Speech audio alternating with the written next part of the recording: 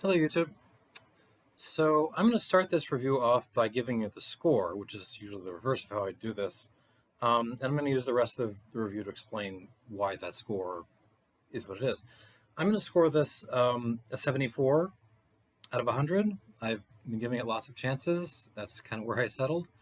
Um, I'm not really happy with the fact that I bought this. It was about 40 bucks, which is a good price for the way it's presented, but we'll get to that in a second.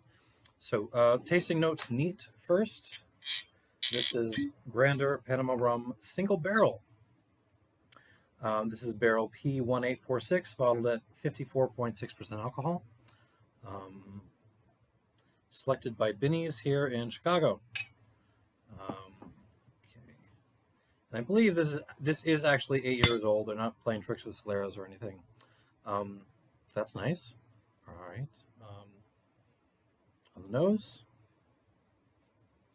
So it's really the barrel leading this. This is a bourbon barrel matured rum. I don't think it's a fresh fill barrel, maybe second or third fill.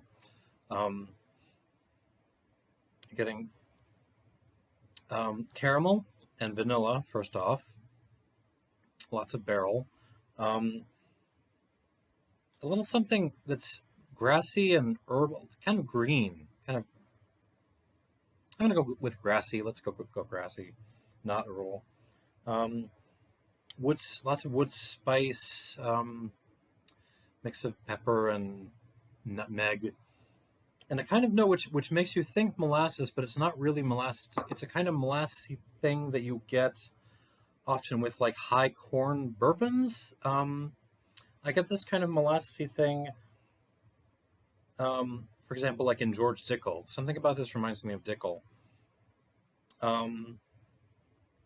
But then behind the barrel notes is basically kind of industrial ethanol. It smells like something that was sort of distilled within an inch of its life, and then put in a decent barrel for 8 years.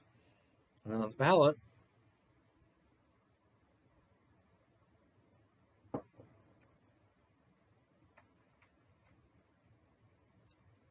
okay, hot right now. I'll add a little bit of water in a second. Kind of the same thing. Caramel. Again, lots of wood stuff. Caramel, sort of vanilla bean, kind of toasted vanilla bean, toasted coconut, wood spice, wood sugar, wood char, kind of an old tea bag thing, which is common note for barrel influence. And then, yeah, that's the arrival. The arrival's fine. And there's just nothing past that. It just Patrick Swayze's on me. And turns into just kind of raw ethanol. It just, drinking clean, like cleaning alcohol. And it's just like a kind of alcohol-y bitterness. It is just filling my. It's not wood bitterness. That's distinct. There's a little bit of wood bitterness towards the front, but towards the back, it's just all alcohol. So I'm going to add a little bit of water and tell you about this and why I was excited about this initially. This actually takes quite a bit of water. Let's see if that did it.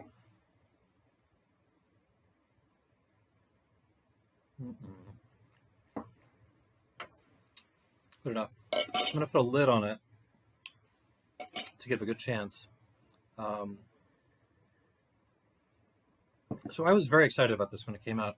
I was a little leery about Panama because there are some rums I don't like coming from Panama, the Abuela series, and a few other things.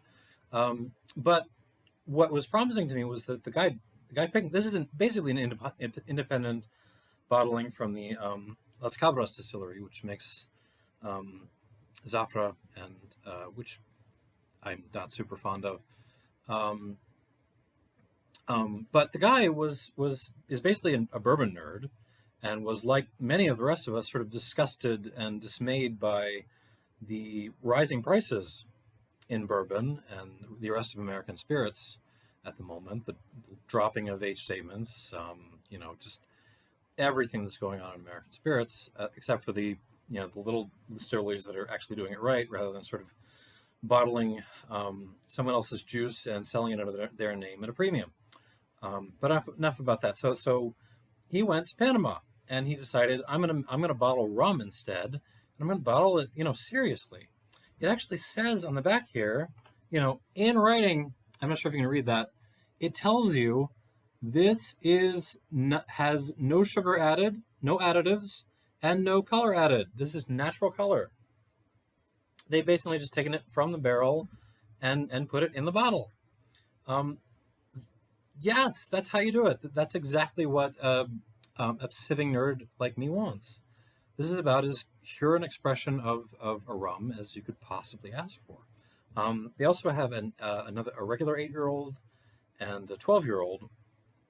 I went for this one just because it's of the purity of it. And I mean, when you're a spirits nerd, you can kind of get into this place where you think all distilleries are like Cinderellas, and they're just waiting for that chance to step into that ball gown and have a good presentation of themselves, and suddenly they'll just have all this character and stuff. And what you kind of discover after a couple of disappointments is some folks just don't have it. They're just not going to show up. So it's actually showing up pretty as well as it does today. Sometimes I'll open this bottle and it's just alcohol bitterness all the way, and the barrel isn't speaking. Here the barrel is speaking up a little bit and kind of helping it, but it's still, Well, anyways, so the presentation is exactly what we want, and I applaud that, and I almost want to, have given my $40 just for the presentation. Well done, man. Keep doing this. I think you picked the wrong distillate, but keep doing exactly this. Well, let's go back to this, and now that I've added water, because that's kind of the test, right, for spirits. Add a little bit of water, kick it open, kick it awake. Does it get any better? Does it develop, or does it just kind of, stay the same or collapse? What does it do? The good ones usually just start talking to you right away. And this one doesn't. This one just kind of, it isn't totally collapsed with water. It's just a weaker version of itself. It's still all barrel and then, ethanol in the back. A little bit of sawdust coming out now. That's the barrel again. It just smells like, kind of a Cuban-style rum. Presented purely, but that's kind of all it's got going for it. This was made pretty obviously on a sort of big industrial column still. You can spot it a mile away. I mean, there's nothing here that really suggests rum to me, honestly. I mean, if you just sort of barreled vodka and set it aside in the same warehouse, I'd be hard-pressed to tell the difference. It's just not, there's nothing that says rum, there's nothing that says Panama, there's nothing that speaks to the distinctiveness of this bottling, aside from the fact that there's nothing, been added to it. No sugars, no nothing. It's naked, and it's showing what it's got. It's just not got that much. So on the palate,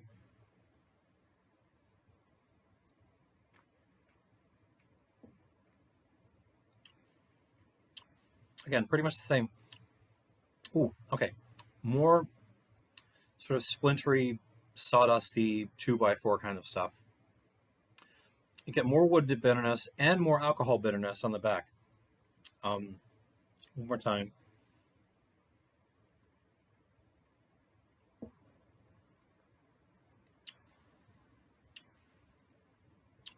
Yeah. The barrel is fine. This is a good barrel. Oh, I mean, not a spectacular barrel, but it's doing its job. It's the spirit that's falling apart and kind of, letting it down. It's not flawed in any way. It's not like the La Favorite that I reviewed last time, which has just been swamped by oak to the extent that you can't even recognize the rum anymore. This is just there's not much there behind the oak, to be honest. So it's a 74. And this sort of sets the stage for me to sort of do a little experiment for you, if you'll permit me, which is just to offer a suggestion to distillers. So when you have, also sippers, by the way, if you have a rum like this, or any spirit like this, which is just not, showing up, yeah. Again, it's no flaws, really, except for the industrial alcohol aspect to it. It's just not, it's not like it's generic, right? It's not like it's like everything else. It's just, it doesn't have a character, really. So in cases like this, what you can do is take something else. What I've got here is my Hamden. This is my rum fire. And all I'm going to do, I'm not going to add much. I'm not going to dump like a whole capful into this. I'm literally going to add, oh, that's actually too much. Maybe a quarter teaspoon to this. So that's a quarter teaspoon of pot still Jamaican rum added to my fairly generic, aged but industrial column distilled distillate. So, I mean, one of the few benefits we got as a species out of colonialism was the art of blending. Right, the art of taking two things and using them to not necessarily make each other better, but using maybe the one to sort of add a little extra dimension to the other. Tea blending, coffee blending, whiskey blending, and rum blending. So I haven't even given this a second, but let's see what happens. Much better. It's not like I'm smelling Hamden, by the way. It's not like the Hamden has taken this over. It's just, it smells like the Grander, actually. It's got an extra dimension in there. Everything's kind of been pushed up a little bit. It's a little bit fresher. Yeah, it's a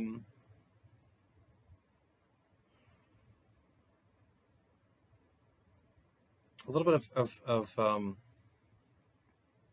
earthiness actually coming through. Okay, a little bit of a cherry note. That's the Hamden.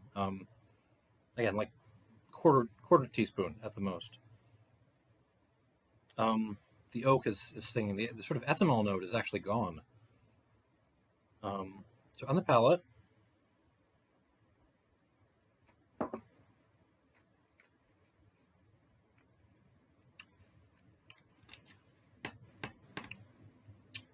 much better. It's not a great rum now by any means. Ooh, that's lovely. The yeah, again, the sort of ethanol bitterness is gone. It's ooh, there's some sort of banana things going on in there now. Some fermentary notes happening. This is good, actually. Still not getting out of the 70s, but much better. So, for folks like this, well, here's something you can try as a sipper. But for distilleries like Las Cabras or anyone else who is just looking for a new market and people to drink their stuff. I mean, one thing, you don't have to like retool your operation, right? But knowing that something like a simple, pot distilled rum, which is not expensive, can improve things. Hey, one idea is just, clear out a corner somewhere, start a rainy day fund. When you get a chance, install a little pot distill there. Aside from from your main operations, running in parallel, right? Not a nice pot still. Doesn't have to be big. You want it small. You want all those congenitors. You want those heavy notes, right?